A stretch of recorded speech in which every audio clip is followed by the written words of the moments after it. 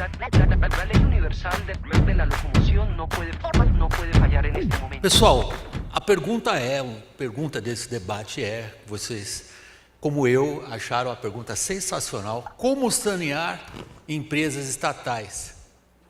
Vende.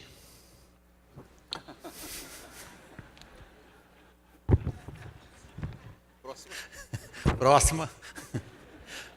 Privatiza. Concede. Ou simplesmente tira os políticos de cima do ombro? Começou com o pé na jaca mesmo, né?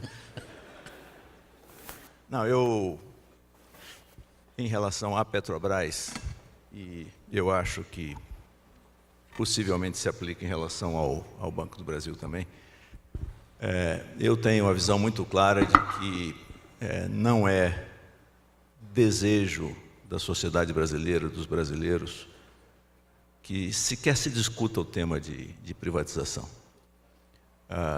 Na realidade, por tudo que a empresa passou, pelo choque que foi aquilo tudo que ali aconteceu, ali se passou, isso apenas reforça a tese de que a Petrobras é uma empresa querida, é uma empresa que foi e voltará a ser objeto de orgulho do Brasil, da sociedade brasileira e dos seus empregados.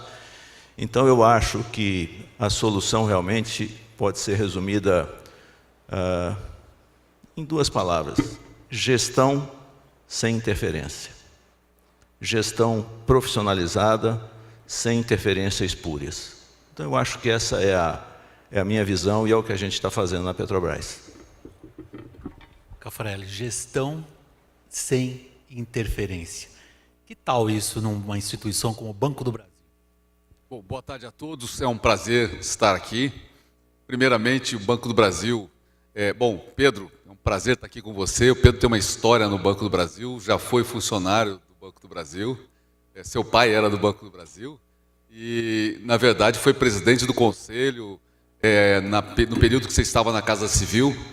Então, o Banco do Brasil tem o maior carinho pela figura do Pedro. Então, fico muito honrado de estar presente aqui hoje, participando desse evento. E me perdoa a falta de educação, que eu não lhe cumprimentei na chegada, mas fica aqui o cumprimento. Que isso, bem capaz. Bom, lindo, mas... Foi muito bonito. Mas a questão foi é o até seguinte, como a gente fala, foi meigo. Agora, vamos lá. A questão é bem a seguinte: o que acontece? O Banco do Brasil está inserido numa arena de competição que não compete só com bancos públicos, na verdade, compete muito mais com os bancos privados. Então, o Brasil tem um sistema financeiro bastante diferente do sistema financeiro de outros países. Ele é um sistema extremamente desafiador.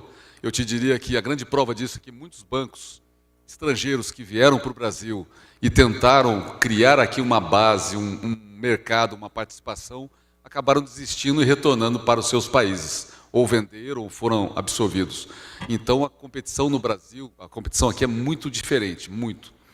Nesse contexto, para nós estarmos inseridos nessa competição, e pelo fato do Banco do Brasil ser o maior banco da América Latina em termos de ativos, e aí eu digo, não adianta você ser líder em ativos, líder em crédito, líder em fundos de administração de terceiros, líder em depósitos, se você não tem uma rentabilidade adequada ao seu porte.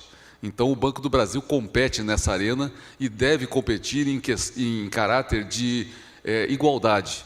Então, o que nós temos, na verdade, é um banco que tem um braço que atua no governo também e é remunerado por isso. Então, nosso desenho é um pouco diferente dos nossos competidores, mas eu diria o seguinte: o fato de nós termos uma empresa de capital aberto, listado, nós temos que ter performance. Do contrário, teria que fechar o capital e virar uma empresa pública. Não é a nossa intenção. Então, eu diria que nós estamos nessa arena para brigar em condições de igualdade. O Banco do Brasil sempre teve rentabilidades adequadas e muito próximas dos seus pares. Nós nos distanciamos e agora o que nós estamos fazendo é indo buscar esse reequilíbrio. Buscar esse reequilíbrio. Gestão e não interferência. São 3 palavras, ó, pessoal, já colocadas aqui. Agora, é extraordinário que antes mesmo de vocês se sentarem e eu me sentar também, as perguntas do público já estão chovendo. E a mais votada no momento é interessantíssima e é extraordinariamente provocativa a vocês. Sou muito grato ao Daniel Reicher, acho que estou pronunciando o nome dele de maneira correta, por esta questão que eu espero que seja projetada agora para que todos leiam comigo. Rótulos de ineficiência, lideranças questionadas, máquina em colapso. Qual a principal causa a ser combatida nos próximos anos para virarmos o jogo?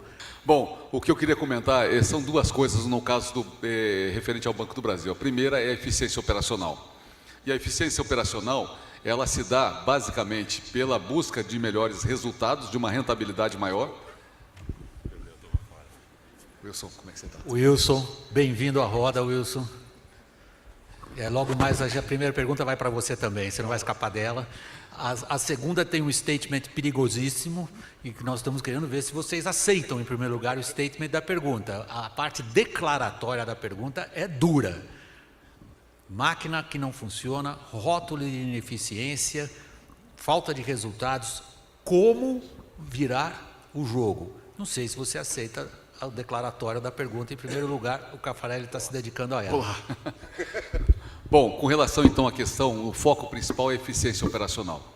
Eficiência operacional significa você poder aumentar a sua rentabilidade. No sistema bancário brasileiro, em média, a rentabilidade vem, 60% vem do crédito, 30% vem de serviços e 10% vem de tesouraria, de depósitos, etc. O que eu diria é que essa relação não vai ficar assim para sempre. Nós estamos acompanhando agora uma mudança, né, a transformação digital. Ela acontece em todos os segmentos, mas acontece muito mais no segmento bancário. Então, os bancos hoje têm, além da concorrência entre os bancos, você tem a concorrência de empresas não bancárias. São as fintechs, blockchains, você vê uma Amazon, uma Google, vindo com soluções de pagamentos que até então eram atribuições dos bancos. Então, nós temos que fazer uma lição de casa, ou seja, trocar a turbina do avião com ele andando, voando. Porque você tem que olhar para dentro de casa, atacar as suas ineficiências, que são muitas, mas, ao mesmo tempo, você tem que se adaptar a uma realidade nova, que eu diria que todas as soluções de serviços, como eu falei, não vai ficar nessa situação de 60-30. Serviços bancários vão aumentar sobremaneira. Só que você vai ter muito mais competidores juntos com você. Então, se você não se adequar a essa realidade rapidamente, você tem chance de perder, sim, um espaço grande para empresas não bancárias, não financeiras, atuando no sistema financeiro. Nós anunciamos, vocês devem ter acompanhado, encerrou na sexta-feira, nós fizemos um programa de incentivo à aposentadoria, a exemplo do que a Petrobras fez também. Nós tivemos 9.409 funcionários que aderiram a esse processo. Isso nos ajuda justamente porque, na reestruturação que nós fizemos, nós cortamos 9.300 vagas, então, coincidência ou não, acabou ajudando a fazer um pouco desse equilíbrio. O fato é que o banco tinha 109 mil funcionários e vai passar a ter 99 mil a partir de agora. A folha de pagamento dos funcionários, ela representava 60% dos custos administrativos. E essa relação é uma relação que ela precisa estar mais equilibrada entre outras despesas e custos administrativos. Então, o foco hoje, respondendo, é gestão. O foco gestão. Ele passou ao largo do declaratório, bem treinado para lidar com vocês que fazem perguntas. Wilson, o que se faz para sanear uma empresa estatal vende? Olha, o caminho é semelhante ao que o Paulo acabou de colocar para o Banco do Brasil. Nós temos muito mais empregados ou mais empregados do que nós precisamos efetivamente. No caso, eu diria assim, o caminho é semelhante porque nós também temos 45% do quadro da Eletrobras de pessoas que já podem se aposentar ou já estão aposentadas. Então, o caminho é utilizar os planos de incentivo à aposentadoria. Nós estamos, nesse momento aqui, fechando um plano para ser lançado nesse mês de dezembro. Você tem uma ideia, William, nós temos lá na Eletrobras algo como 23 mil empregados. Nós já apresentamos um plano ao mercado, onde nós pretendemos vir de 23 para 13 mil. E a saída é privatização de distribuidoras. Nós acabamos de privatizar uma na semana retrasada. Foi a primeira privatização do governo Temer, super bem sucedida, com 28% de ágio. Temos mais 6 distribuidoras para privatizar. E eu imagino, algo semelhante a 5 mil pessoas para saírem da companhia por intermédio ou de um plano de aposentadoria, que a gente vai lançar agora, ou da implementação de um centro de serviço compartilhado. É uma companhia extremamente grande. São 11 subsidiárias de grande porte, tipo Furnas, Chesf, Eletronorte, e mais 178 SPS.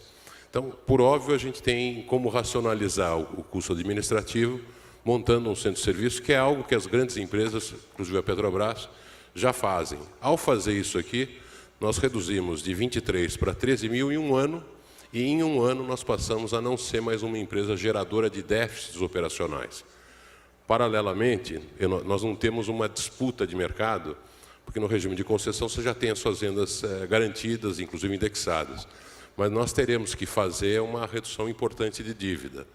O caso da Eletrobras talvez seja o mais crítico das empresas do governo, porque ela tem uma relação dívida-EBITDA de quase 9 vezes.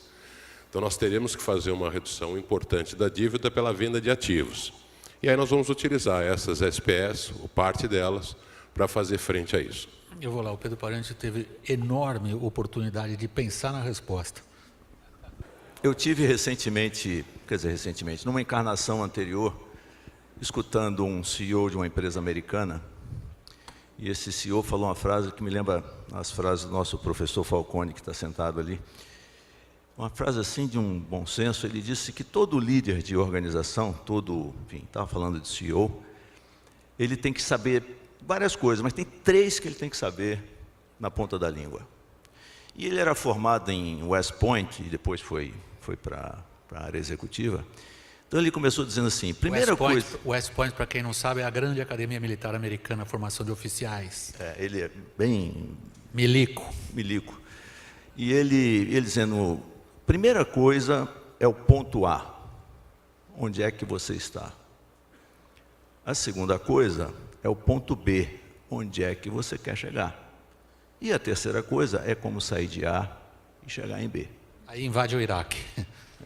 Bom, não é o que a Petrobras está pensando em fazer, então vamos afastar logo essa hipótese, porque assim a gente não perde tempo com ela. Mas o que é importante, eu vejo, é exatamente a clareza de onde precisa se chegar. E aí nós estamos falando de um trabalho que é o trabalho que é, e de novo, as pessoas falaram aqui gestão, mas vamos detalhar um pouco mais do que é isso. É saber onde você quer chegar, é você ter metas importantes para a empresa, como no nosso caso, por exemplo, nós temos 2 métricas que são fundamentais, uma de segurança e outra financeira. Nós temos as 2 simultâneas, porque nós não queremos alcançar a meta financeira sem alcançar a meta de segurança. E a meta financeira é reduzir o nosso endividamento à metade em 2 anos. E para isso fazer uma série de iniciativas que podemos depois, enfim, ao longo da conversa, detalhar. Mas chave é exatamente isso, você saber onde você quer chegar e organizar a gestão da empresa para fazer isso. E estamos organizando a gestão, e não acho que não tem nenhum problema de mencionar isso aqui, com a ajuda da Falcone, inclusive, porque queremos, de fato, ter uma gestão de primeiro mundo para alcançar os nossos objetivos, sabendo onde estamos, sabendo onde queremos chegar e tendo uma boa estratégia, um bom caminho para sair do ponto A para chegar no ponto B. O público está imediatamente demandando de vocês o seguinte, em linhas gerais, eu vou projetar... Não dá para a gente ter um treco desse aí também, não? Pra gente... De jeito nenhum, isso aqui é a minha vantagem comparativa. E eu aqui tento, arrogantemente, ser a voz do público. Não posso fazer isso de maneira arrogante, porque a voz do público é muito maior que a minha. Agora, o que eu tento é traduzir, e evidentemente, que eu tenho essa ajuda fantástica disso aqui que eu queria levar para a Globo News, mas não levaram porque é muito caro. O Falcone tem dinheiro para pagar isso, a Globo News, infelizmente, não. Isso aqui é fantástico para colocar o público, integrar o público na discussão e pautar a discussão em boa parte. Neste debate em particular, o que esse pessoal está fazendo por mim, eu tinha que devolver a minha contratação, porque estão me facilitando a vida de tal maneira. Olhe só esta pergunta, porque tudo que vocês falaram até agora caiu num certo ceticismo de vocês aqui, plateia. O ceticismo de vocês é o seguinte, traduzido aqui. Olhem lá a pergunta. Como presidentes de grandes empresas, como vocês acreditam que possam criar uma cultura de gente com alta performance, meritocrática, mesmo com estabilidade de emprego? Em outras palavras, senhores, o que o público demanda de vocês é realmente a quadratura do círculo, o ovo de Colombo. Como é que vocês saem de uma cultura de empresa estatal, que na declaração daquela pergunta anterior que vocês elegantemente deixaram para lá, como é que vocês saem daquilo para isso que vocês querem, o A para B? Como é que vocês criam outra cultura? Quer começar agora? Começo, não tem problema. A pergunta, eu tenho certeza, ela revela um sonho que é provavelmente dos 3 dirigentes que estão aqui, que é ter uma cultura de alta performance. E nesse trabalho que a gente está fazendo na Petrobras, a gente está trabalhando também com a ajuda de uma importante organização que lida com os temas culturais. E talvez o grande desafio na Petrobras seja o tema cultural, por força do que aconteceu, onde especialmente a média gerência está... Quer dizer, o gerente numa empresa estatal já tem preocupações de tomar decisão, porque todos os incentivos são para não tomar decisão. Tá certo? O que acontece? É muito mais arriscado tomar decisão no setor público do que não tomar decisão. Os incentivos são exatamente os opostos, porque não tem meritocracia e porque tem, vamos botar entre aspas, estabilidade. Então, de fato, a pergunta coloca um desafio extremamente importante.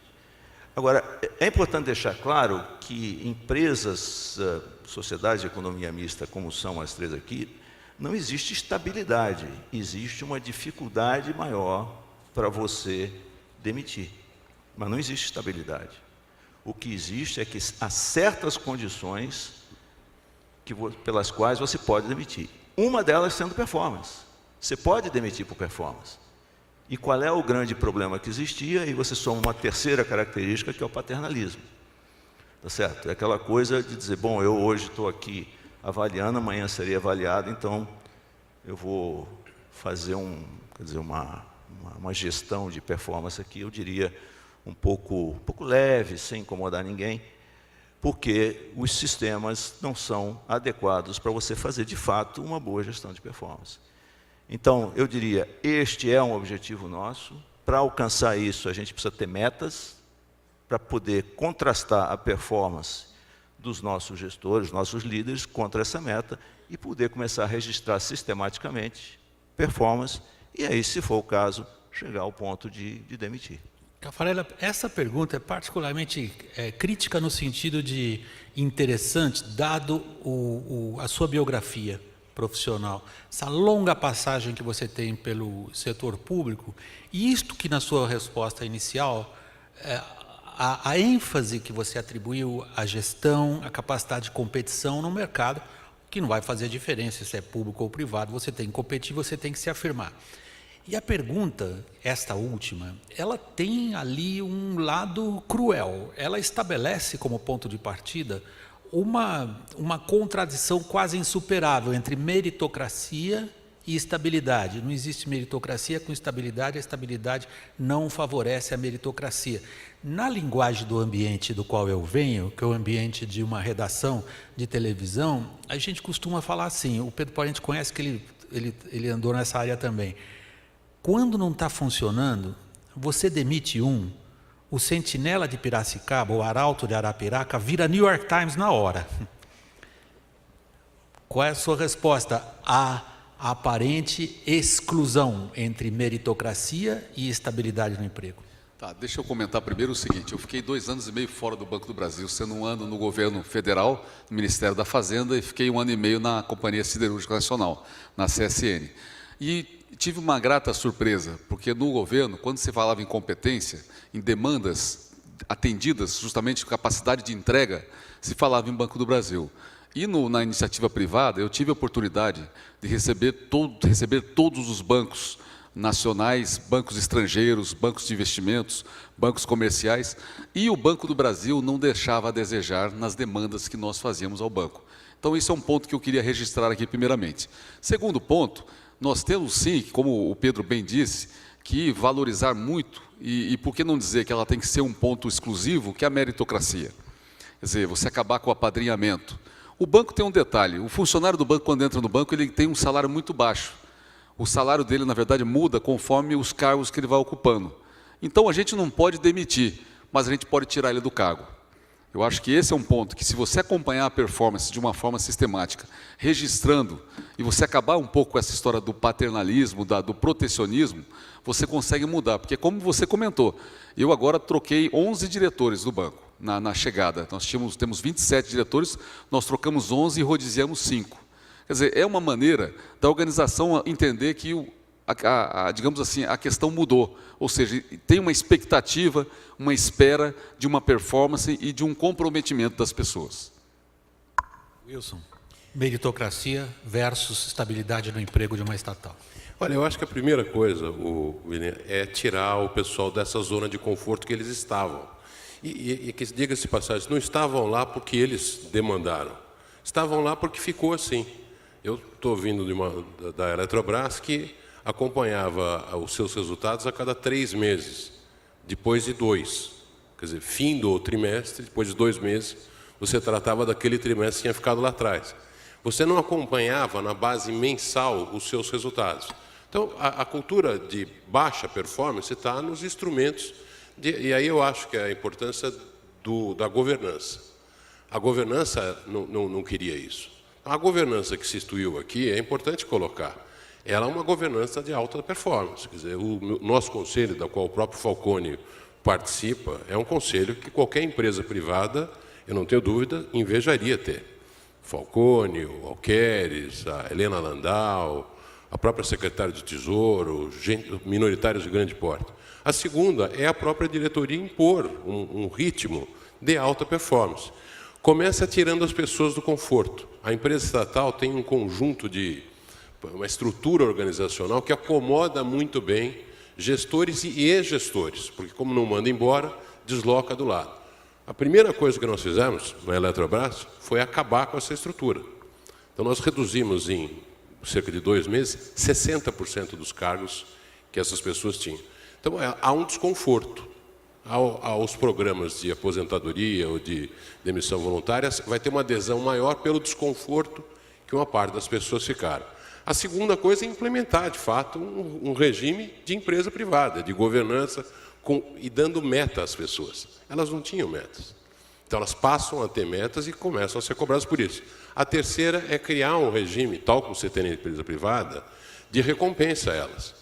Porque as estatais também têm isso. A gente fala muito delas, mas o sujeito não é motivado por uma bonificação, não é motivado por um reconhecimento público do trabalho que ele produz, dos resultados que ele atinge. Eu não tenho dúvida que as pessoas que entraram na empresa estatal entraram por concurso. Nós estamos falando de gente qualificada, não gente que entrou de qualquer jeito. Entrou porque tinha algum talento naquele momento. Essas pessoas estão loucas para mostrar o valor delas.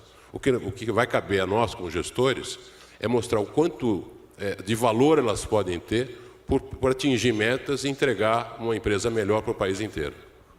Vocês construíram um raciocínio que leva inevitavelmente à próxima pergunta, que é a campeã de votos entre vocês. E vocês não estão fazendo a vida deles fácil hoje, aguardem. A pergunta vai ser projetada agora, ela é ótima. Ela leva vocês a falar mal de quem os indicou. O Rosonaldo mandou bem nessa, Rosonaldo. Vocês não acham que nas empresas estatais viria a ser proibido a indicação de políticos para comandá-las? Ou seja, vocês 3 não deveriam ter sido indicados por políticos, é o que o Rosonaldo está colocando nessa pergunta. Restringindo somente a profissionais conhecedores da área? Não, eu... Ah, tá, eu mando? Você manda. É brincadeira. Pedro, por favor. A pergunta é extraordinariamente capciosa. Deve ser proibida a indicação de políticos para comandá-las. Então, veja que não é a indicação de políticos, que você fez um comentário aí que você deu a entender que nós estaríamos fora porque nós fomos indicados por políticos. Eu fiz a brincadeira com vocês, dizendo o Rosonaldo, autor da pergunta, no fundo está querendo que vocês falem mal de quem os indicou. Tá porque certo. A pergunta é o seguinte: dirigentes deveriam ou não ser indicados por políticos? A declaração da pergunta é: vocês não acham que não deveriam ser indicados por políticos? Olha, eu acho que aqui tem duas questões que são importantes, e eu vou na literalidade da pergunta para dizer: eu acho que não tem que ter político comandando empresa estatal. Não tem que ter político. Ponto. A maneira que você colocou, você acha que é possível ter políticos indicando para ocupar posições? Essa foi a estatal? pergunta feita. Tá. Então, veja bem. O que nós temos que levar em consideração é que, em qualquer empresa, quem indica os gestores são os sócios controladores. Tá certo? Então, não tem hipótese do governo federal não indicar quem são os gestores do Banco do Brasil, da Eletrobras e da Petrobras. A questão-chave é saber qual é a qualificação das pessoas que estão sendo indicadas. E, nesse sentido, quando eu fui convidado pelo presidente Temer, nós conversamos a respeito das visões de como deveria ser gerida a empresa, e houve uma coincidência muito grande exatamente no sentido de que a gente só deveria compor a diretoria da empresa e o conselho de administração com pessoas com perfil adequado, significando experiência, conhecimento e integridade. Tá certo? Depois isso veio a ser consolidado numa lei. Começou com uma medida provisória, depois é lei. Hoje a lei estabelece requisitos que são muito claros com relação a quem pode ser indicado para conselhos e para diretoria executiva de empresas estatais. Tá certo? Então, a pergunta é dizer o seguinte, a resposta é simples, não dá para o governo federal não indicar os gestores das empresas que estão aqui em cima. Agora, precisa indicar quem tenha condições de fazer gestão, porque senão está indicando errado e contrariamente à lei. Caffarelli e Wilson, mesma pergunta. Eu concordo totalmente com o Pedro. O que eu acho que a lei das estatais, agora recém-publicada, nesse aspecto de você evitar qualquer indicação de político, isso também é importante. Eu não falo pelo Banco do Brasil, porque, como eu falei, o Banco do Brasil, a gente tem uma linha muito parecida com a Petrobras, no sentido de que o Banco do Brasil é definido pelo Conselho de Administração, do qual a União é o acionista majoritário. Mas o que eu comento é que, com o advento da lei das estatais, que foi aprovada esse ano, eu diria o seguinte, fica muito mais difícil para os políticos fazerem indicações de pessoas que não tenham condições técnicas para operar, para atuar em algum tipo de empresa do governo federal. Eu acho que isso é um grande avanço. Falo no geral, quando eu falo em empresa aberta, eu sou mais enfático ainda, porque o Banco do Brasil está no novo mercado, participa de capital aberto, quer dizer, então você não tem hoje, o mercado vai te cobrar isso, os analistas vão te cobrar isso, os investidores vão te cobrar isso. Então, acredito que a gente tem que caminhar cada vez mais para esse lado da profissionalização.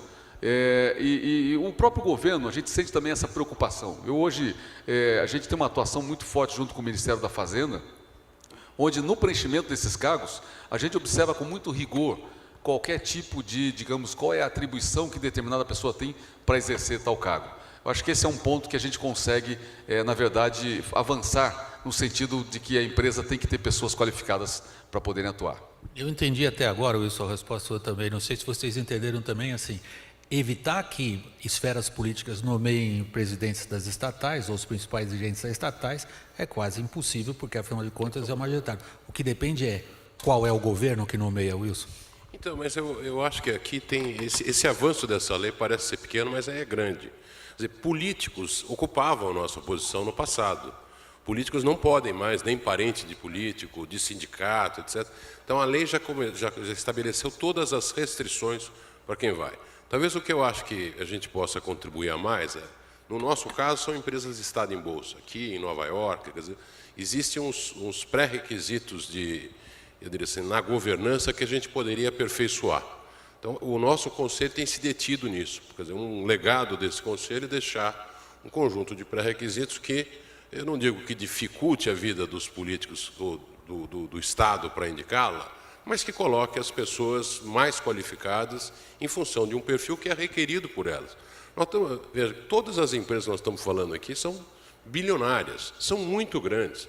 Quer dizer, ela dá certo ou ela dá errado pode ser uma grande diferença para o governo que está apontando. Então, eu acho que colocar essa piscina, a água dessa piscina mais funda, para que eles tenham que tomar cuidado com isso, respeitando que são empresas listadas em bolsa e em acordo com a lei, vai ser uma contribuição importante.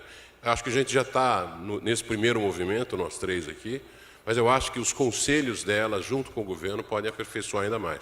Estão nesse caminho, o nosso está trabalhando nisso. Eu acho que tem uma questão aqui, William, que a gente hoje observa, e no caso da Petrobras eu tenho que fazer justiça ao fato de que essa gestão profissionalizada não começou quando eu cheguei lá. Ela começou na gestão anterior, tá certo?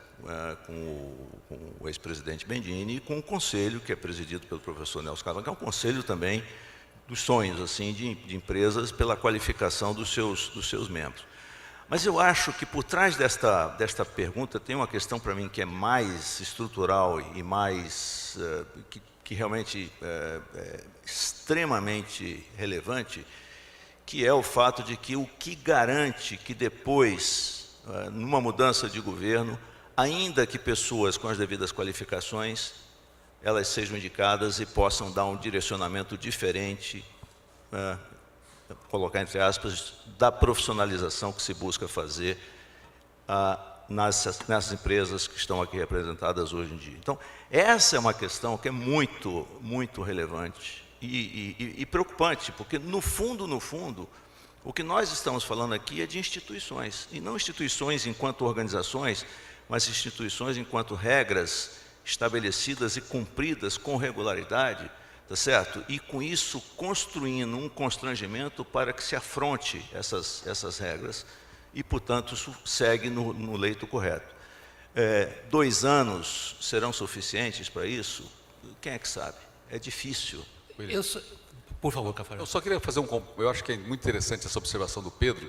Eu diria o seguinte, as empresas públicas, elas competem, no meu caso, por exemplo, a gente compete com empresa privada, você compete com empresas privadas, o que acontece é o seguinte, a gente no governo, quando o governo, você tem um horizonte de tempo, nosso agora é de 2 anos, quer dizer, o que precisa trabalhar muito no fortalecimento dessas empresas é que elas, independente de quem venha, elas possam ter um planejamento muito claro, de longo prazo, porque talvez o ponto mais frágil de uma empresa pública é essa alternância de comando, que quando você vai competir com um privado, se ele não é o dono, o executivo dele tem um longo tempo na empresa. Então, eu acho que esse é um ponto que a gente tem que reforçar na base, ou seja, nos diretores, nos vice-presidentes, de forma que a empresa possa ter o seu planejamento de uma forma muito de médio e longo prazo, sem com isso você ter nenhum tipo de descontinuidade, porque existe essa tendência. É interessante como vocês construíram um raciocínio aqui nessa roda. Vejam, vocês começaram inicialmente colocando os principais desafios: gestão, não interferência, eficiência no ambiente de competitividade, seja ele qual for, privado ou público ou só público. Daí vocês foram provocados a se pronunciar de que maneira o ambiente político afeta ou não o trabalho que vocês fazem. E termina com essa observação do Pedro Parente. Imediatamente, você pegou ela, imediatamente, eu percebi imediatamente que era o gancho que eu ia pegar também, da ideia que você coloca da instituição, não simplesmente o nome da instituição, a instituição da Petrobras, a instituição da Eletrobras, do Banco do Brasil, do Banco Central da Fazenda, ou do que seja, mas a instituição caracterizada por você como um conjunto de normas e regras, que ela sim é que no fundo garante, como você diz, que haja um horizonte um pouco adiante de qualquer legislatura de 2 anos, 3 anos ou 4 anos. Agora vejam, a pergunta que tem mais votos no momento vai exatamente na linha do que vocês estão falando. Ela foi dirigida especificamente a você, Pedro, mas eu acho que ela cabe aos 3. Eu gostaria de projetar a pergunta, leiam comigo. Pedro, você liderou um ministério, uma empresa privada e empresa pública. O que me interessa particularmente na questão, André, desculpe, o autor da questão aparece ali também, o André, é o seguinte: quais são os maiores desafios culturais para a execução do que vocês estão falando? O que vocês estão propondo não é simplesmente um choque de gestão, não é um ajuste de orçamentos, de investimentos ou de controle de despesas, não é motivar as pessoas dessa ou daquela maneira, mas essa tua última colocação ela é essencial. O que vocês estão dizendo é que para o saneamento de empresas estatais necessita-se uma cultura. Quais são os principais desafios? Quer começar?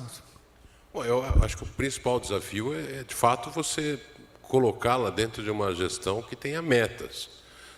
O tema da cultura, eu acho que as pessoas, quando não têm, eu sempre falo assim, motivar é dar motivos, né?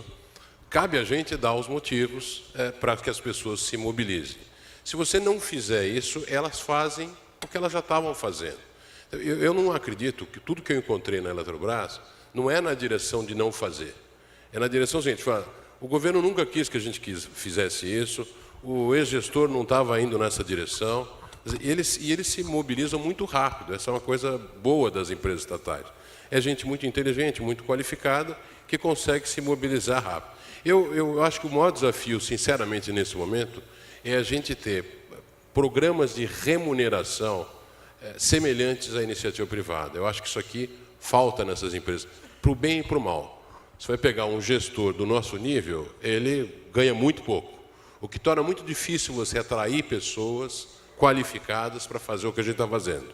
E do outro lado, nós temos embaixo, na linha operacional, remunerações que são assim, muito elevadas. Então, a gente também deveria tirar isso. Há uma remuneração por tempo de serviço, por incorporação de tempo que você fica numa função qualificada, etc. Então, aí eu acho que o tema cultural é remover isso. Isso torna eles muito parecidos com o funcionário público, que é errado. Só que eles não têm o outro lado. Então, eu acho que aqui um grande desafio, em termos de governo, é a gente fazer isso, a gente tornar essas empresas, de fato, semelhantes às empresas com as quais elas competem. Porque senão você não conseguirá atrair pessoas qualificadas todo o tempo para poder desenvolver um trabalho de alta performance. Caffarelli, você vai responder a mesma questão, que é, no fundo, qual o principal desafio para implementar esse tipo de cultura, no sentido mais amplo ao qual se referiu quem fez a pergunta. E eu peço que você comente também a pergunta da Rafaela, que eu nem vou projetar, porque ela está nessa linha. E como é que vocês implementam gestão num ambiente que não possui cultura de busca de resultados? Obrigado, Rafaela. Tá ok. Bom, então eu queria comentar o seguinte, especificamente ao Banco do Brasil, não sei se aplica a Petrobras ou não. Pedro conhece bem o Banco. O Banco do Brasil é extremamente militarizado, culturalmente militarizado. Vou te dar um exemplo assim, os cargos, gerente de divisão, plataforma, bateria, retaguarda dos caixas, tanquinho, estou falando aqui alguns exemplos disso. Esse é um lado que a empresa ela cresceu dentro de uma, digamos assim, de uma cultura muito militar e muito disciplinada. Tem um lado bom disso nesse momento, nessa questão da disruptura e na transformação digital, porque se a empresa souber ordenar essa mudança de postura que a gente vai precisar passar pelos desafios que o mercado atualmente impõe, fica mais fácil disso permear a organização por meio desse, entre parênteses, desse militarismo, vamos dizer assim.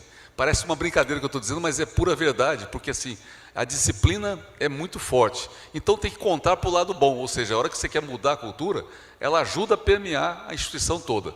Esse é um ponto. Agora, o que acontece? A questão de meritocracia, que foi dita aqui, de participação dos resultados, eu diria que o banco, por ter um ambiente muito... Busca de resultados. Por ter um ambiente muito competitivo, vou dar um exemplo para vocês hoje. Até 2013, o nosso resultado, a gente não perdia em nada para o Bradesco. A gente sempre ficou um pouco atrás do Itaú, o Itaú tem uma característica diferente, mas o Banco do Brasil e o Bradesco sempre muito parecidos, muitas vezes o Banco do Brasil tendo melhores resultados que o Bradesco. No ano de 2016, agora no primeiro semestre, o Itaú deu um resultado médio mensal nos 6 meses de 1,8 bi, o Bradesco de 1,3 bi e o Banco do Brasil de 514 milhões de reais. Então nós estamos menos da metade do Bradesco e 1/3 do resultado do Itaú. Aí eu digo para o meu pessoal, inclusive o seguinte, precisa ter um resultado igual ao do Bradesco e do Itaú? Se você está no mercado e você é cobrado por performance do teu investidor, você tem que gerar resultados, senão você tem que fechar a companhia, fechar a empresa, fechar o capital da empresa. Então, se você hoje tem esse desafio, não tenha dúvida que isso tem que se refletir no dia a dia de quem conduz a busca dos resultados do banco. Então, o banco já vem aplicando essa participação, inclusive, uma boa parte da remuneração, ela já é também uma remuneração variável, conforme o resultado de performance que esses funcionários eles apresentam, mas eu diria que nós temos que intensificar isso. Ou seja, você tem que, se o resultado não acontecer, não pode receber salário variável, justamente que ele é um processo para você se sentir envolvidos. Como bem disse o Pedro no começo, o Wilson falou também, a gente, no funcionalismo público, se você não cobrar, ele tende a ser um tanto quanto acomodado. O banco hoje é uma economia mista, né? Então você tem uma participação já, consegue ter renda variável. Isso vem estimulando a busca desses resultados. Pedro, volta para você a questão, você que sugeriu, inclusive, bem sugerida. Você fala numa instituição, você fala numa outra cultura. Que desafio você enfrenta? Bom, eu acho que, eu poderia dizer que a gente tem um desafio cultural de curto prazo, que é exatamente o medo de decidir. O medo de decidir, de tomar decisão. E isso constrói um sistema onde o escalão intermediário quando alça o assunto à decisão do nível imediatamente superior, ele elenca uma série de riscos e não conclui. Ele diz, pode acontecer isso, pode acontecer isso, pode acontecer isso, e delega para cima, como a gente diz. Tá certo? Ou seja, é uma coisa que gera uma situação onde o líder e, na última instância, a diretoria executiva fica numa situação difícil, porque a construção das opiniões da empresa ao longo do processo são no sentido de apontar todos os riscos possíveis e dizer, agora você decide. Quando a gente está numa empresa, a empresa tem que trabalhar, a empresa tem que produzir, e é isso que é tem dito para a nossa média gerência. Olha aqui, ó, a melhor maneira de não correr risco é não fazer nada, de novo. Por isso, refiro-me aos incentivos invertidos. No longo prazo, a questão para mim fundamental, e aí usando uma expressão que o Wilson utilizou, o que motiva? E na Petrobras o que a gente nota é o seguinte, aqui eu vou até citar um exemplo que está no livro do professor Falcone, que ele diz assim, na página 40, no livro dele, O Verdadeiro Poder. A Petrobras somente alcançava 100 metros de profundidade em águas oceânicas com utilização de mergulhadores no passado. A Shell, nessa época, já alcançava 300 metros. Foi então que o engenheiro José Paulo da Silveira, que muitos aqui conhecem, é um profissional de primeira grandeza, lançou um desafio à sua equipe. O Brasil tem possibilidades de ter petróleo em águas profundas. Gente, a nossa meta é alcançar 1.500 metros. Hoje, nós alcançamos cerca de 5 mil metros, 2.500 a 3.000 metros de lâmina d'água, mais 5 mil metros de poço. Nós perfuramos 7 mil, 8 mil, 9... Alguma interferência, espera aí. Tem o pessoal numa mesa ótima que chama House, que eu estou vendo aqui. Tudo ok com o microfone? Agora o meu, tudo ok? Okay. Alô? Ok. Então, a motivação, no caso, você vê, a motivação técnica na Petrobras é extraordinária. A grande questão é a motivação para performance econômica e financeira. Então, construir essa visão dessa motivação, tá certo? E da relevância que isso tem para uma empresa que é de capital aberto, que tem acionistas, a Petrobras sempre teve uma visão de bem comum, né? De realmente dizer o seguinte, olha, se eu descubro petróleo, se eu estou atendendo o meu objetivo legal. O que nós estamos dizendo? Não basta atender o objetivo legal, o objetivo social, porque se a gente não tiver rentabilidade, não tiver lucro, não tiver resultado, nós não seremos capazes de continuar alcançando este resultado legal e social, porque a empresa não se sustenta. Alô. Deixa eu só enfiar essa pergunta que ela acabou de chegar e ela é exatamente no que você está falando. Então, qual o estímulo dos gestores em empresas estatais a correr riscos em busca de resultados excepcionais ou extraordinários? Obrigado ao Mário Mello. Bom, eu não tenho a menor dúvida que, como já foi aqui mencionado, você tem que construir um sistema de alinhamentos. Porque como é que você pode demandar que ele tome a decisão numa determinada direção se não há qualquer incentivo ou qualquer alinhamento para que ele vá naquela direção? E aqui, de fato, nós não estamos falando de inventar, né, rocket science, não é nada disso. É simplesmente fazer com que ele participe dos resultados daquilo que a gente alcançar, naquilo que é relevante para a empresa. Então, portanto, eu volto a uma observação que o Wilson fez, é o seguinte, um grande desafio é as pessoas, a sociedade, né, os órgãos controladores entenderem que um sistema de remuneração, de alinhamentos, de estabelecimento de metas, de controle de performance, de premiação e castigo, à lá setor privado, ele é fundamental numa empresa pública também, para o bem do seu acionista controlador, para o bem da sociedade, para o bem dos seus acionistas. Porque o que aconteceria, por exemplo, na Petrobras, e era um pouco a discussão que eu escutava não lá de dentro, não da diretoria, mas escutava antes de eu chegar lá, não, a Petrobras está com um problemão, vamos pegar a capitalização do governo federal, 100 bilhões de reais é a capitalização mínima. Não, nós temos que resolver o problema, nós temos que resolver o nosso problema, porque é muito fácil resolver com a capitalização do governo federal. Então, essa questão é que é fundamental, é que a gente possa ter, tá certo, as metas corretas, os incentivos corretos e os alinhamentos corretos, porque senão não funciona. E aqui, de novo, lembrando, o que motiva verdadeiramente é uma boa discussão. E eu concordo 100% com o meu guru que está ali sentado, que o que motiva é metas desafiadoras. Isso é que motiva. Motiva mais do que salário. Meta desafiadora associada a um sistema correto de alinhamentos. Algum comentário a respeito disso? 100% com o Pedro. Caffarelli. Ótimo, vamos para a próxima. Pessoal, vocês estão absolutamente interessados em dois tipos de perguntas que são de natureza evidentemente política. Eu comecei enfiando os dois pés na jaca, e acho que não foi porque eu comecei enfiando os dois pés na jaca, mas a palavra privatização aparece aqui em 4 entre 6 perguntas que vocês mandam.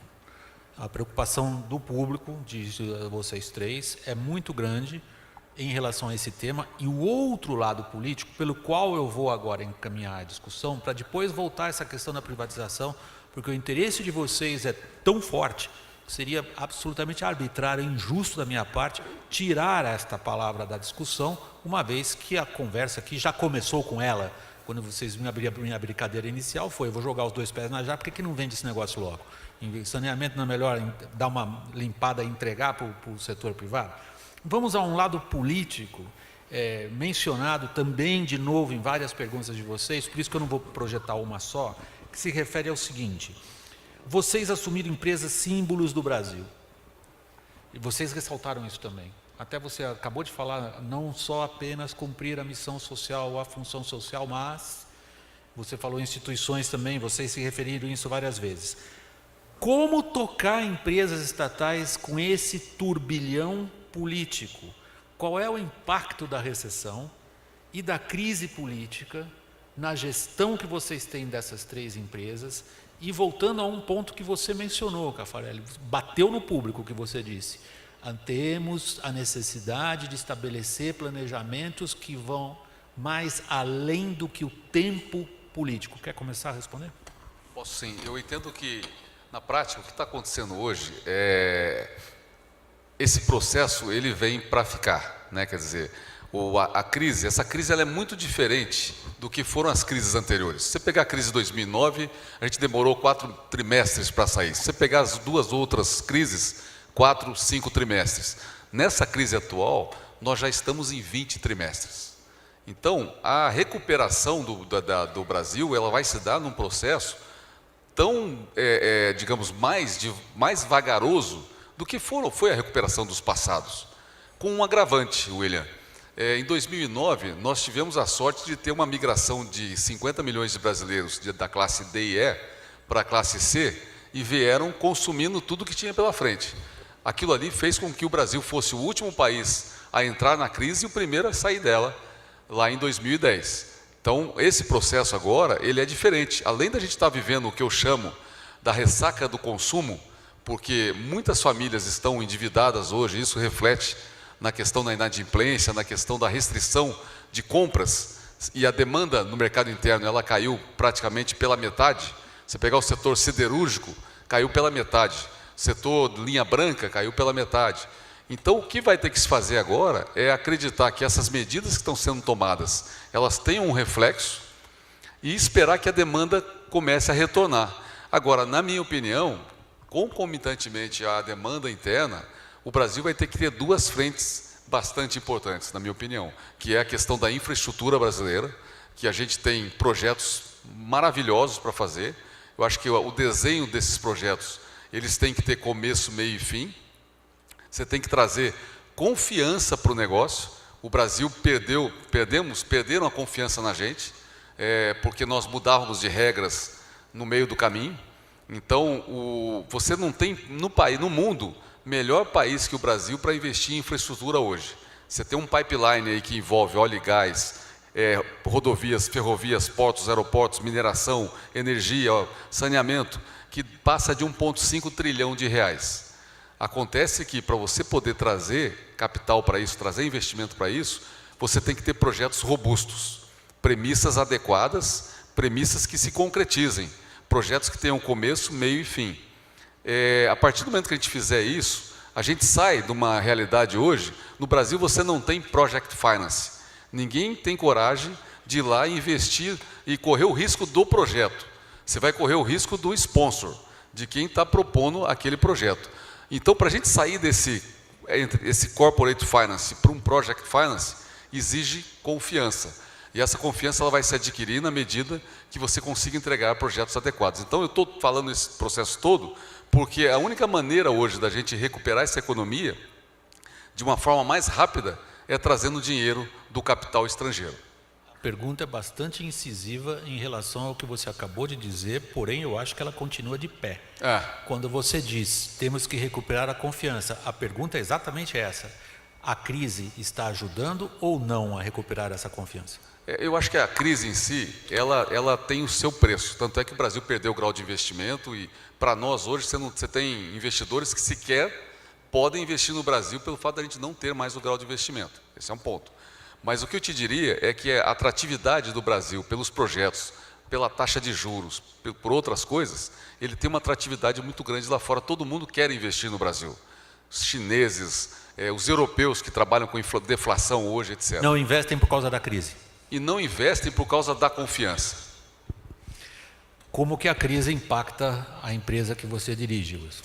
Bom, a crise, obviamente, e o impacto dela nos índices macroeconômicos, numa empresa endividada, é muito ruim para ela. Nós estamos fazendo com que as empresas demorem mais tempo para sair dessa crise, vis-à-vis os custos que elas estão colocando, e principalmente, se você for olhar que parte da solução dessas empresas reside na desmobilização de ativos, a crise coloca taxas de desconto em condições de você vender os ativos a um preço ainda menor do que aquele que você poderia oferir. Mas eu queria só reforçar, e eu concordo isso com o Caffarelli, que, por incrível que pareça, essas três empresas aqui fazem parte da solução da crise.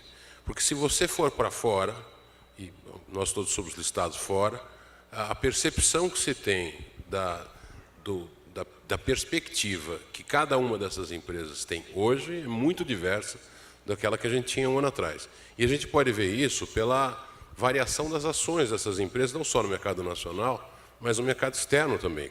A Eletrobras subiu quase 300% em dólar. Então, há uma perspectiva de que aquilo que tem que ser feito será feito. E eu acho que, olhando um pouco da demanda que a gente tem por infraestrutura, e nós todos somos ligados a isso, ele nos financia, eu acho que uma parte da solução da crise, que é atrair investimento, que está sendo percebido. Se a Bolsa está precificando positivamente, no que está sendo feito por essas empresas, o mercado está alinhado. Então, é mais fácil de você tomar recursos e investir em projetos de infraestrutura, eu na área de energia, o Pedro também, financiado não só pelo capital nacional, mas pelo capital externo também. Eu acho que nós somos parte da solução para a crise e, obviamente, acho que a gente já está trabalhando nisso, mas muito mais pode ser feito.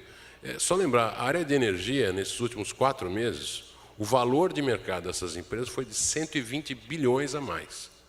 Foi isso que se criou de valor só por sair daquele ambiente de total falta de perspectiva para um ambiente de perspectiva. Nós não estamos sendo nem extraordinariamente criativos, porque os problemas eram muito claros. Assim. A solução é semelhante para cada um de nós. Eu acho que a gente pode fazer mais. Né? Evidentemente, talvez a solução dada pelas empresas, naquilo que elas já estão fazendo, concluir obras, nós devíamos para todo mundo. A Eletrobras devia na geração, na transmissão e na distribuição.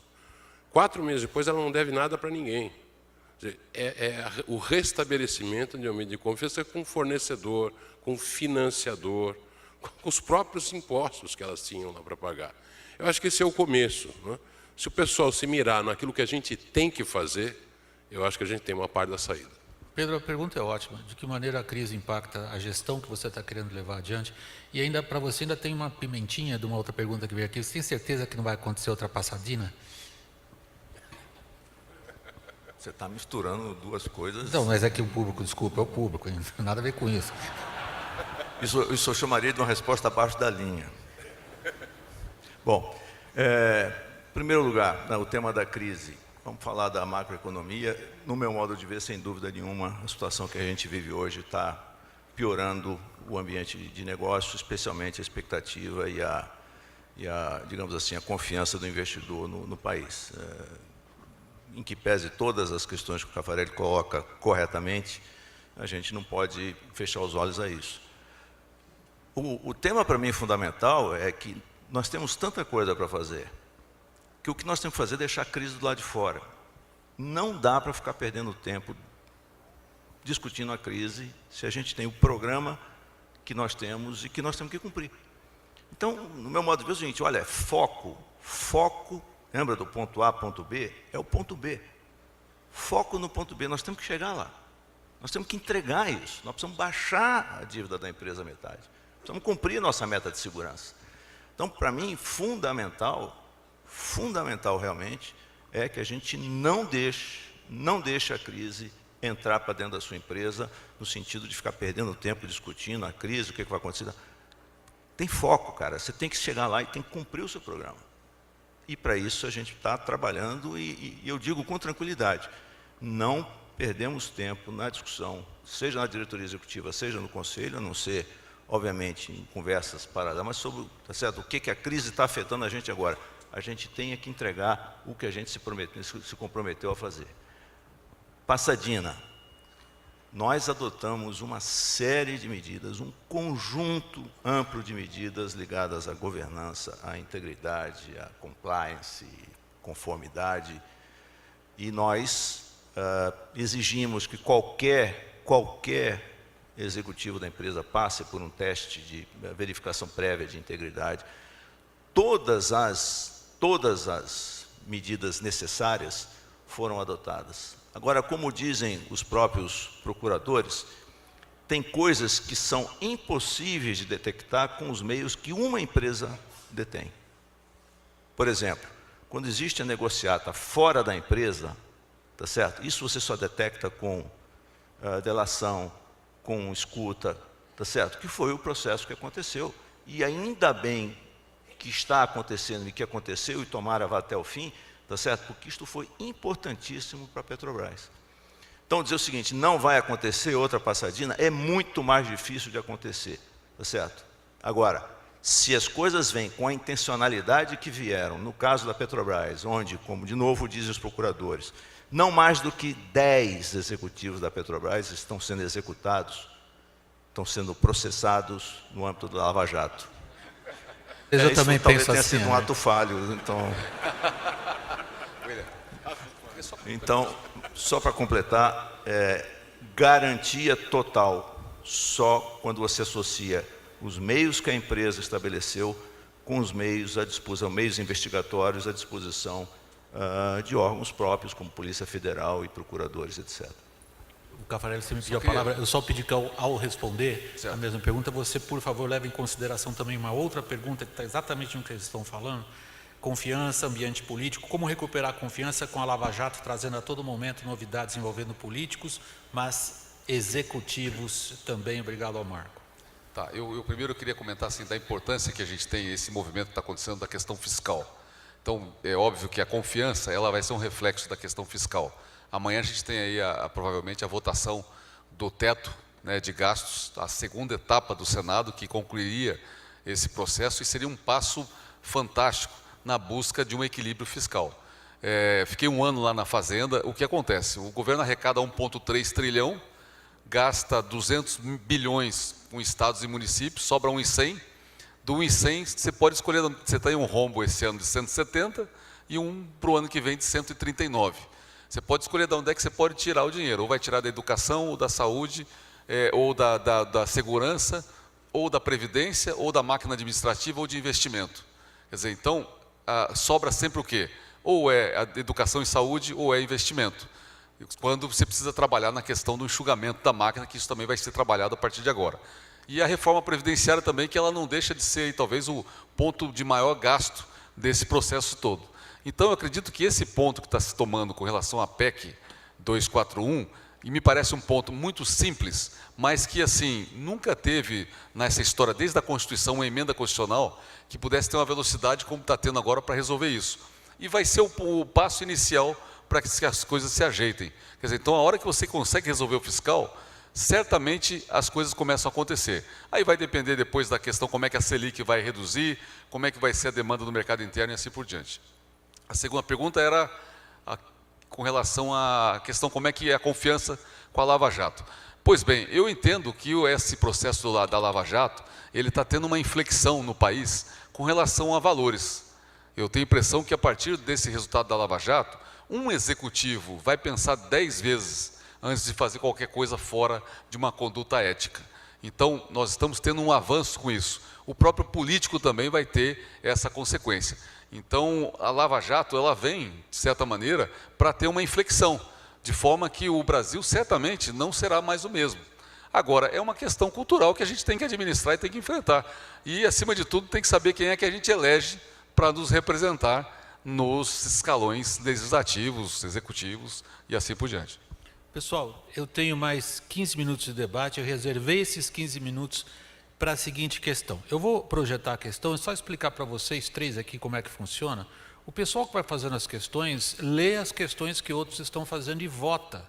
Eventualmente ele não vai escrever de novo a mesma questão, ele vota. Tem uma aqui que é a campeã de votos o tempo inteiro. Ela não perde para ninguém, ela tem sozinha o dobro da segundo lugar. Vamos ver a questão. Eu queria que projetasse ela, ative, apertei aqui de novo. Vejam só. Todas as medidas apresentadas para aprimorar e recuperar as empresas culminam em melhorar a gestão, tornando-a profissional. Por que então não privatizar? Perguntou a Roberta. Não é a única questão com a palavra privatizar, de alguma maneira ali no meio. Tem outras que vão mais ou menos na mesma direção. Uma duvida um pouquinho. Ela pergunta assim: vocês acham que dá certo privatizar num ambiente tão regulado e dependente de outorgas? Mas tem mais uma pergunta. Vocês não concordam que a privatização deixaria para o governo cuidar apenas de educação, saúde e segurança? Ou seja, um incentivo a vocês dizerem que concordam. Não sei. Vejam, a soma desses 3 votos bate todas as outras questões somadas juntas. É a grande preocupação de vocês aqui na plateia. Por que não privatizar? Não quer passando? Aí eu vou pensando, né? Wilson, já que você está devendo, começa... Bom, conseguimos então, mais uma vez, hein, Pedro? Agora vai rodar assim, depois é brincadeira. Eu acho que o tema da privatização é um tema que a gente vai ter que discutir em algum momento. Não sei se é esse o momento. Nós, na Eletrobras, já tomamos algumas decisões de privatização. Por exemplo, segmento de distribuição, que é um segmento hoje tomado por empresas privadas, nós tomamos a decisão, estamos privatizando todas as nossas operações de distribuição. Nós somos hoje um operador de geração e transmissão de grande porte. As maiores usinas brasileiras são da Eletrobras. Mas ela, ao renovar suas concessões, ela é a empresa hoje que opera com o menor preço em termos tarifários, tanto na geração quanto na transmissão. Isso as pessoas talvez não deem tanta importância, o pessoal lá da Eletrobras acho que isso foi que decretou o fim dela. E eu acho que essa é a grande saída dela, até para se manter uma empresa de Estado. Quer dizer, uma empresa que consegue vender energia a 1/3 do valor que as demais operam. E na mesma linha na área de transmissão. A 1/3 do preço, 65% mais baixo do que qualquer outro concorrente nosso. E isso é algo que é uma vantagem competitiva que a empresa, em sendo do Estado, está oferecendo para a economia brasileira, neste caso. Existem algumas outras particularidades que eu acho que a gente tem que refletir na frente. Quais são elas? Relação binacional. Nós somos um país que deveria liderar a América Latina em algum movimento e no caso de energia elétrica existe uma complementariedade entre os países, seja de fontes que outros países têm e nós não temos, seja da própria hidrologia, chuvas, regime complementar de chuvas, etc. Há muito o que se otimizar. Você ter uma empresa de Estado fazendo a relação binacional ou a interligação intercontinental é algo que você vai fazer no âmbito de um conjunto de acordos diplomáticos, etc. E é que é fundamental você ter uma empresa para poder fazer isso direito. E acho que tem algumas relações que a gente pode se orgulhar. Nós temos uma usina entre o Brasil e o Paraguai, que produz 25% da energia que nós consumimos hoje num preço extremamente baixo. Nós já temos hoje ligação com o Uruguai e com a Argentina. Nós estamos agora trabalhando numa ligação que envolve as Guianas até com o estado de Roraima. Então, existem ações importantes para que a gente possa, dizer, maximizar a relação do Estado brasileiro, na sua influência, eu diria assim, na América Latina. Nós temos constitucionalmente eu diria assim, a obrigação de desenvolvimento nuclear. Então, são algumas particularidades que eu diria que, neste momento, eu não abriria mão delas, porque isso pode ser uma vantagem. A contrapartida para a gente pensar sempre qual é? As maiores empresas do mundo de energia, algumas que estão vindo para cá agora, tipo chinesas, francesas, são todas estatais.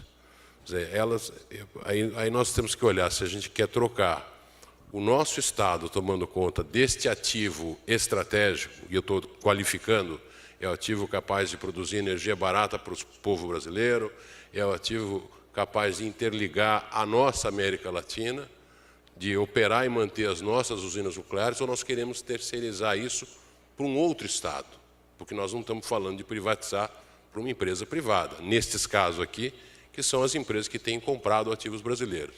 Eu acho que, nesse momento, pensando aqui no nosso mandato, nós estamos colocando a empresa em condições de operar naqueles segmentos que eu entendo que ela tem uma função estratégica para o país, e sem gerar prejuízo para o país, pelo contrário, gerando benefícios para o país. Mas é algo que tem que ser avaliado à frente, eu não tenho dúvida. Eu vou resumir apenas a defesa da não privatização, muito bem estruturada, em dois aspectos. Econômico, é uma empresa que oferece vantagens do ponto de vista de quem consome, isso é essencial para a economia, mas muito mais do que isso você coloca no plano estratégico e até geopolítico. Estratégico como política de Estado, porque só uma empresa que o Estado tem uma visão de política externa pode ajudar a cumpri-la, e geopolítico porque o nosso espaço não estatal será ocupado por outros que são entes estatais que não obedecem ao que nós achamos que pode ser. Foi a sua defesa da não privatização. Você vai defender a privatização ou a não privatização do Banco do Brasil? Eu vou falar sobre o Banco do Brasil. O que eu queria dizer é o seguinte: primeiro, você tem que analisar o aspecto de que o Banco do Brasil hoje, ele não é uma empresa pública. Ele é uma sociedade de economia mista e tem uma participação do capital de investidor privado de 45%. Então eu diria que o Banco do Brasil é quase uma empresa privada, ok? Nós temos acionistas minoritários no nosso conselho de administração, extremamente atuantes, que defendem de uma forma fervorosa o acionista minoritário, o que é muito bom para uma empresa. Esse é o primeiro ponto. Corroborando com o que o Wilson está comentando, eu queria dizer o seguinte: o sistema financeiro no Brasil, ele é atípico, porque você não tem em lugar nenhum do mundo um sistema financeiro igual ao Brasil. Você tem uma concentração na mão de 4 grandes bancos, 5 grandes bancos, 90% do sistema financeiro está na mão de 5 grandes bancos. Se o governo não tiver representantes nesse grupo, você pode correr um risco, sim, no futuro, de você perder um pouco digamos assim, do controle do sistema do mercado com relação a preços de tarifas, preços de taxa de juros e assim por diante. Então, eu acredito que nós estamos numa etapa no país que o fato do governo deter 51% de um banco como o Banco do Brasil, nesse momento, inclusive pelo aspecto da política de desenvolvimento, para a política de atividade produtiva, ele é bastante importante, que diga a questão do agronegócio. Eu diria que a gente tem hoje 60% do agronegócio brasileiro, nós somos bem remunerados por isso, dá resultado, a inadimplência é mínima. E o Banco do Brasil talvez seja o banco que melhor desempenho tenha na questão do agronegócio. Então eu diria que são etapas. Para esse momento hoje, eu diria que o desenho como está, ele é um desenho interessante, até porque o foco principal dos bancos hoje, não só do Banco do Brasil, mas de todos eles, é você atingir um nível de capital, o capital principal, nas bases de Basileia, convivendo com um regime aqui no país, digamos, com o regulador aqui no país, tem algumas outras coisas junto com Basileia, que é o caso do depósito compulsório, que é o caso, o que a gente brinca muito, que é o caso que a gente chama de jabuticabas, né? É o caso do provisionamento de uma dívida antecipada. Você provisiona quando você contrata a dívida e não quando você gera o evento da inadimplência. Então, num mundo mais complexo no futuro, isso tudo vai ser muito complicado você ser banco. Tanto é que no Brasil vai ser os bancos que vão ficar digamos, na competição, são os bancos grandes, já são os bancos grandes hoje. Então é importante você ter sim uma participação do governo dentro desse aspecto para você regular, também ajudar a regular o setor financeiro.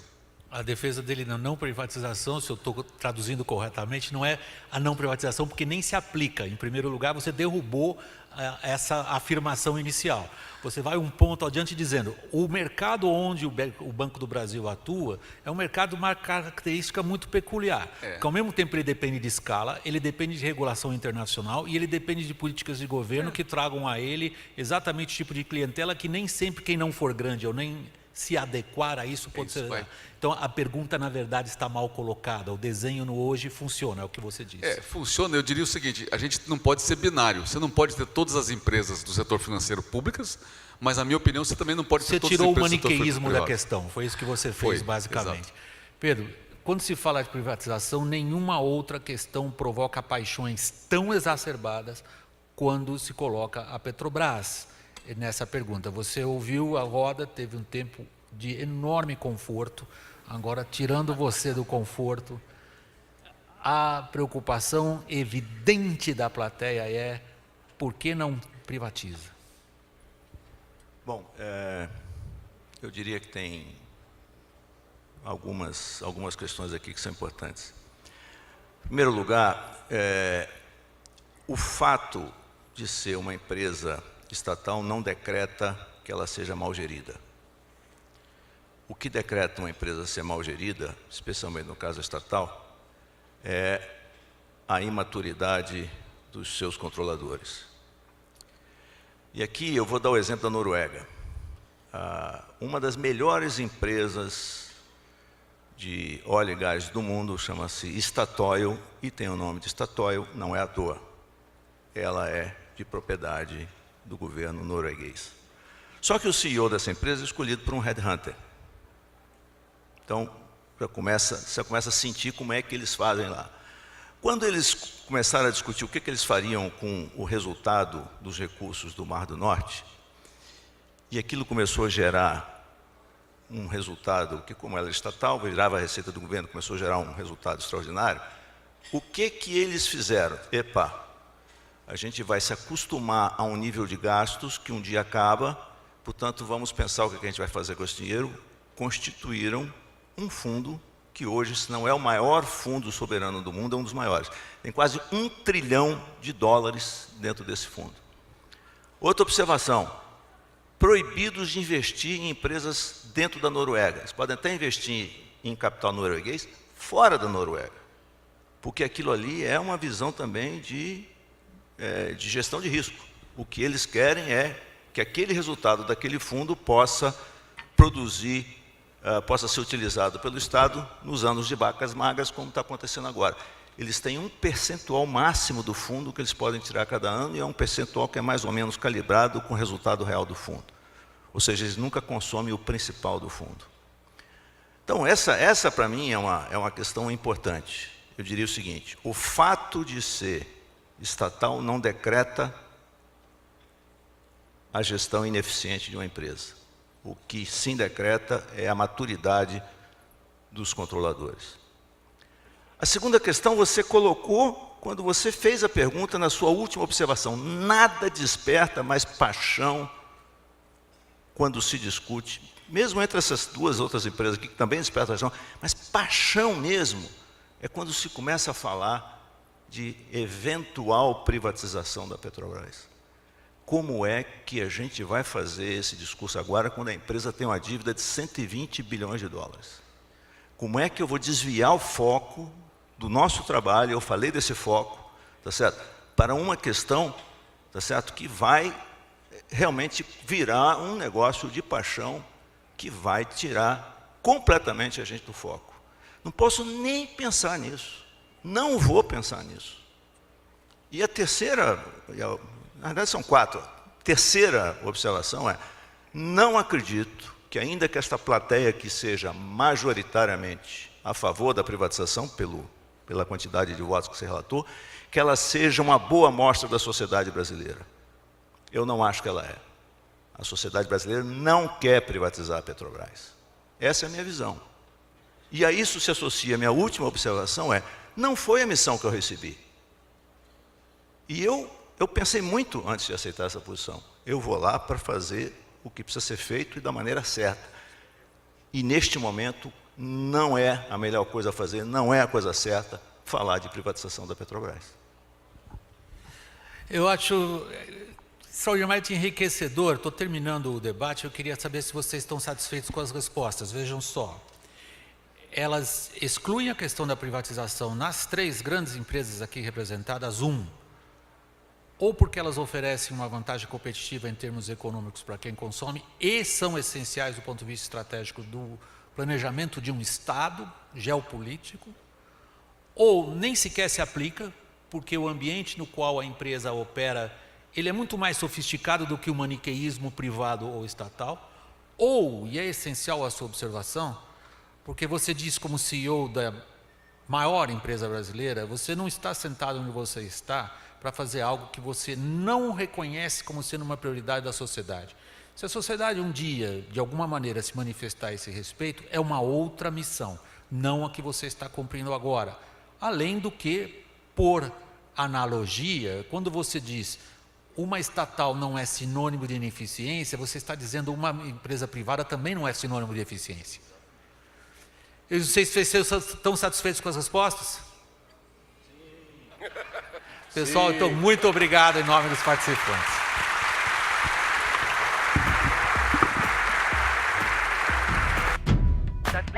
La ley universal de la locomoción no puede...